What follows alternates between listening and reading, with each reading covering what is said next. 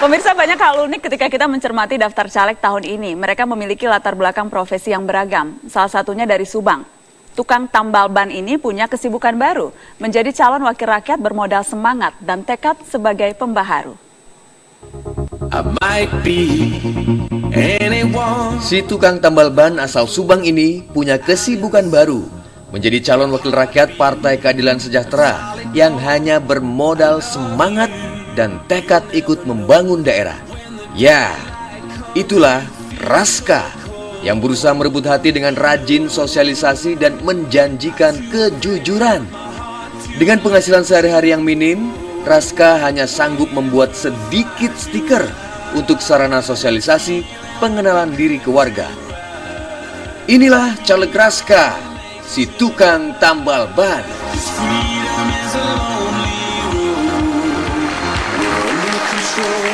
Selamat malam, Kang Raska.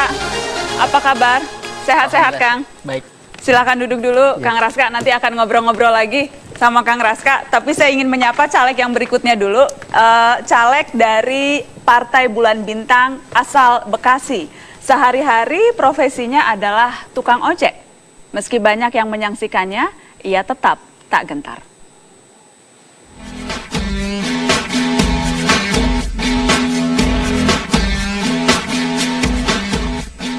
Penantian seorang tukang ojek bernama Sulaiman akhirnya berakhir juga. 2 tahun jadi kader Partai Bulan Bintang, pria yang akrab dipanggil Sule ini akhirnya berkesempatan menjadi calon anggota DPRD Kota Bekasi. Meski mendapat nomor urut 8, bapak 2 anak ini tetap yakin bisa menang. Mengaku sering dicibir warga, namun mantan loper koran ini tetap bergeming. Bermodal Rp200.000, Sule membagikan pamflet ke setiap penumpang ojeknya. Strategi itu terbukti ampuh. Warga di daerah pemilihannya kemudian mengetahui sosok Sule. Sambutlah caleg PBB, Sule, sang tukang ojek dari Bekasi. Bang Sule, apa kabar? Terima kasih sudah datang ke Mata Najwa, Bang Sule. Jadi luar biasa, Bang Sule. Kemudian juga ada Kang Raska. Saya ke Bang Sule dulu deh. Kenapa nekat sih mau jadi wakil rakyat? Kan gini Mbak, ini kan setiap anggota, setiap masyarakat kan berhak untuk dipilih dan untuk memilih. Saya kan, profesi saya memang sebagai tukang ojek, tapi saya berhak untuk dipilih sebagai anggota legislatif untuk masyarakat. Kalau Kang Raska, niatan awal mau jadi anggota DPRD itu dari mana? Sebenarnya kalau di PKS ya berawal dari pengkaderan sebenarnya. Udah berapa lama nih jadi kader partai? Saya dari tahun 2000. Tahun 2000, jadi udah politisin ya? Enggak juga sih. Tapi baru maju sekarang karena? Ya karena pengkaderan tadi. Jadi ada kita jenjang gitu maksudnya. Yang tadinya jadi aleg, terus kemudian dia sudah batas waktunya udah habis, sehingga kita yang naik jadi aleg. Bang Sule, sempat ada yang ini nggak, yang bilang ngapain sih tukang ojek mau jadi caleg? Sempat ada yang bilang-bilang gitu nggak? Ya banyak sih, banyak yang pro dan kontra banyak. Orang pada bilang gini, tukang ojek punya apa sih mau nyalonin dewan? Dia bilang gitu. Kebanyakan mayoritas. Terus Bang Sule jawabnya apa tuh kalau digituin? Saya bilang ya emang ini udah kehendak Allah kali saya diberi amanat oleh Partai Bulan Bintang gitu loh.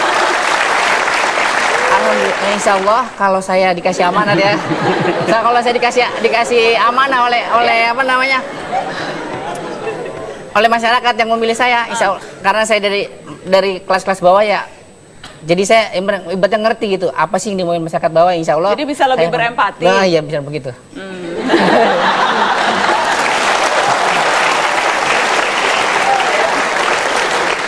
Mas Toto, ada komentar? Strateginya seperti apa? Ya agak berbeda ya bapak-bapak 2 di depan ini. Kalau untuk Mas Raska ya, Mas Raska beruntung hadir atau maju karena berasal dari partai kader. Tapi yang bermasalah adalah partai Anda juga tren survei sedang menurun. Jadi saran saya, kalau bicara banner, Anda tidak perlu jual terlalu besar PKS-nya. Karena yang disasar dari banner itu adalah swing voters, masa yang belum menentukan pilihan atau masa yang masih bisa berubah-berubah pilihannya. Nah, apalagi Anda juga tukang tambal ban begitu kan. Lebih baik cetak yang namanya kartu nama atau kartu suara, itu juga lebih murah. Mungkin kalau saya kasih masukan, tidak usah cetak sampai jadi. Mas Ipang nanti tahulah bagaimana kita desain sendiri, tinggal numpang cetak, potong sendiri sampai kemudian jadi. Itu hanya membutuhkan uang misalnya Rp1.500.000, jadi 10.000 lebih lah kira-kira itu. Oke, jadi itu cara-cara kampanye yang murah juga ya? Iya, itu juga bisa dilakukan oleh Mas tukang ojek tadi, saking seru saya Bang sampai Sule. lupa namanya. Bang Karena Sule. seru bener orangnya. Bang Mas Sule. Sule, kenapa nggak sekalian foto Mas Sule, kejar aja kalau bisa gitu ya.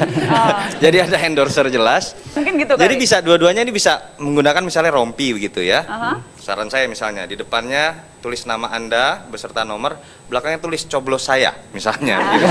Jangan Pak, ntar kalau saya belakang terlalu saya. Apalagi tukang ojek, bayangkan bisa ngeliat terus-terusan coblos saya begitu kan. Tapi sebenarnya kartu nama cukup, itu sangat murah sekali. Jadi 10.000 lebih itu hanya juga 1,5 juta. Dan Anda jangan kemudian Mas Toto, pusing. jangan ngomong juta-jutaan dulu. Penghasilan berapa nih? Jadi kita Ah, ngitung-ngitungnya enak nih.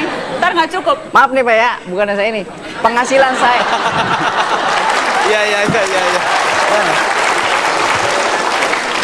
Penghasilan saya sehari 50 sampai 100.000 ya. Wah, banyak tuh berarti. Kan tapi kan saya dipotong buat bensin kan, buat keluarga saya kan, gitu Pak. Kalau 100.000 full kan ibaratnya banyak. Kalau saya bikin, kata Bapak tadi, bikin kartu nama berjuta-juta kan ibaratnya. Maaf dah, saya modalnya nggak ada gitu loh.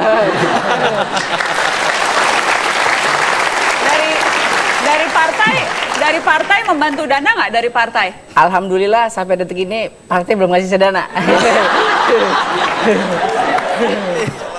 Saya meminta kepada Bapak Presiden, Pak, kalau bisa harga bensin jangan tinggi-tinggi Pak. Saya kan ngojek jadinya mahal bensinnya. Gitu.